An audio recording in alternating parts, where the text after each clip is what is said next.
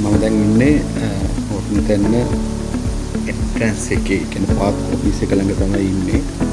අපි හොට්නතැන්න camp site 2 එක book කරලා තමයි ආවේ. සාමාන්‍යයෙන් කැම්පින් සයිට් එකට හවස 4ට කලින් යන්න ඕනේ. හැබැයි අපි ඔෆිස් එක ළඟට වෙලා ටිකක් වෙලා හිටියා වැස්ස අඩු වෙනවා.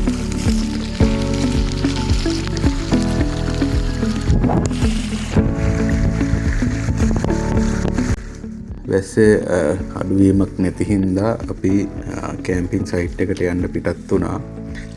හෝට්නතැන්න වනෝද්‍යානය තුළ කැම්පින් සයිට් 3ක් තියෙනවා.